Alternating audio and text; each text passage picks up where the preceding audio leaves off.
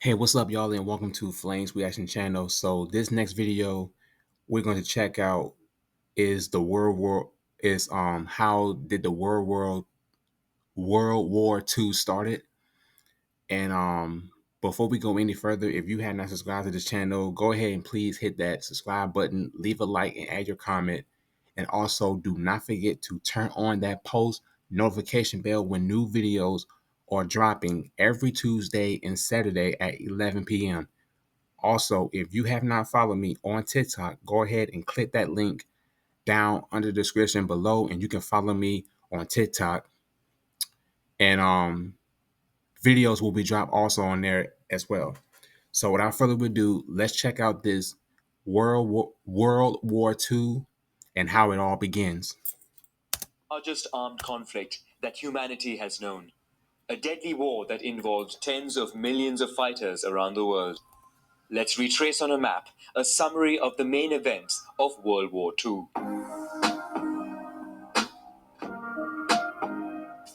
At the end of World War I, Germany and its allies are defeated and held solely responsible for the war. With heavy sanctions imposed upon them, the Austro-Hungarian and Ottoman empires are dismantled, while Germany has to repay what many consider an unreasonable debt. Its colonies and some of its territories are ceded to the victors and to Poland, which is recreated. These sanctions are seen as humiliation by the German people. The German economy is weakened by excessive debt and suffers hyperinflation. National mints try to address this by printing banknotes, causing a devaluation of its currency. Between 1914 and November 1923, the value of the mark grew by 1,000 billion. The following year, radical measures are taken to halt inflation and stabilize and revive the economy. But in 1929, the Wall Street crash in New York causes the worst economic crisis of the 20th century. Its impact is felt worldwide, with Germany not spared either, causing the unemployment rate to explode.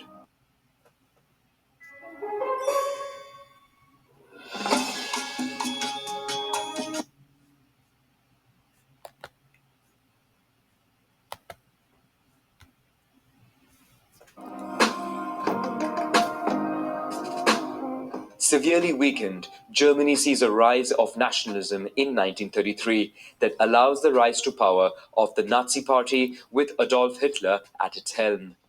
Despite the strict conditions imposed upon Germany after World War I, the new totalitarian regime resets the country and restores military service. The country also begins an aggressive foreign policy with a dream of uniting all German speaking people. Italy, despite its victory with the Allies, is frustrated by the amount of territory it gained after World War I. Since 1922, the country is ruled by the dictatorial fascist party of Benito Mussolini. Italy begins a colonial policy by seizing Ethiopia and prepares a future invasion in Albania. In Spain begins 3 years of civil war opposing the Republican government supported by the USSR and the International Brigades and the nationalist camp led by Francisco Franco and aided by Italy and Germany. The two countries took the opportunity to test their armies and to get closer diplomatically.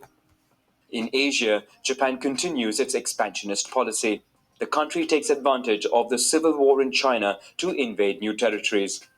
The Japanese army uses chemical and biological weapons and commits massacres of populations. Germany is now powerful enough to launch its territorial expansion.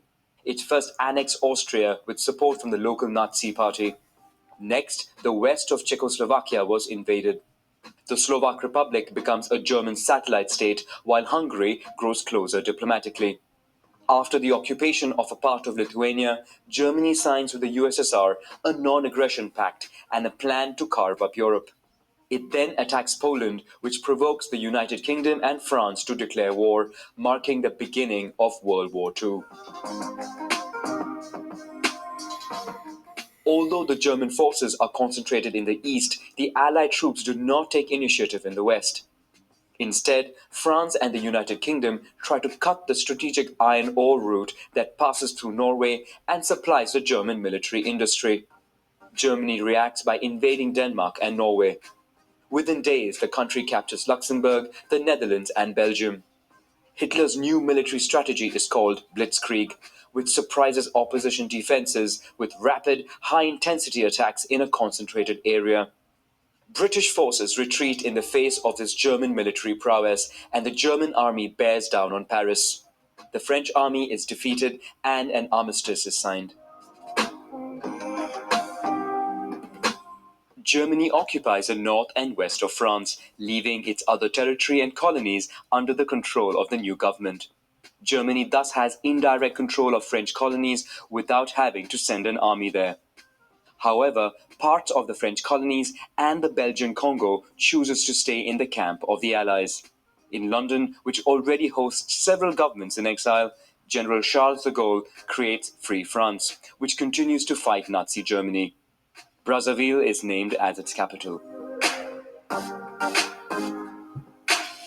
Pursuant to the agreement signed with Germany, the Soviet Union seizes the Baltic states and a part of Romania. Germany, Italy, and Japan combine to form the Axis powers. All dominions and British colonies, with the exception of Ireland, enter the war. In Africa, fighting begins between Italian colonies and Allied forces. While in Europe, despite the massive aerial bombing of British cities, Germany fails to take over the country. Hitler then changes his plans. He now wants to invade the USSR. But the plan is delayed by Italy, that fails to invade Greece and is forced to retreat by Allied forces.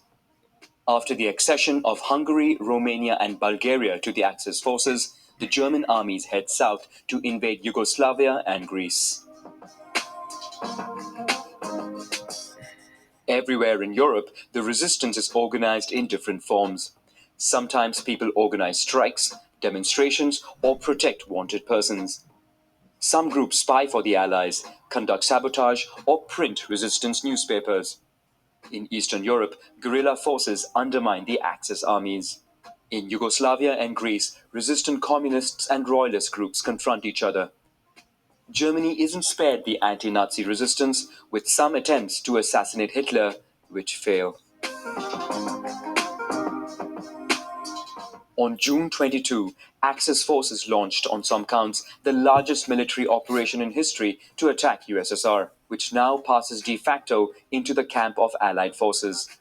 The bulk of the German troops, well equipped and motorized, rush to the east.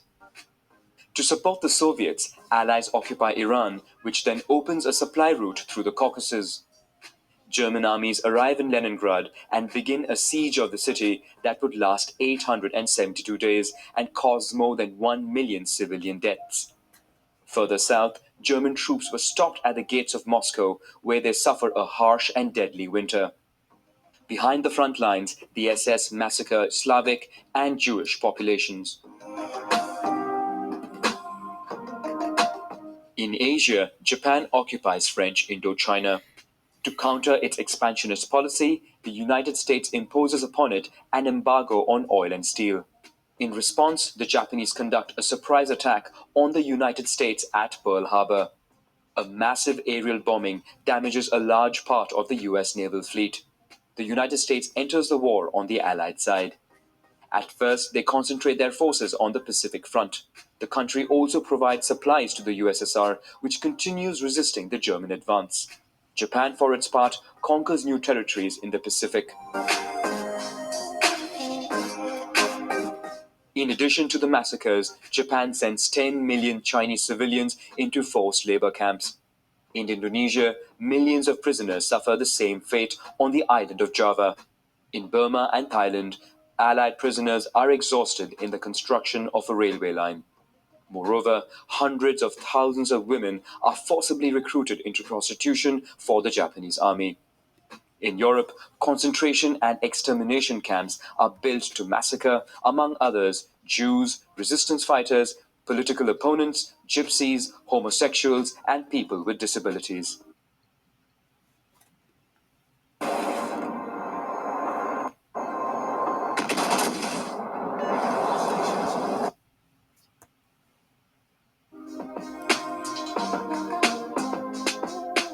Fearing a second front in Europe, Hitler built the Atlantic Wall, a series of military installations protecting the coast from invasion.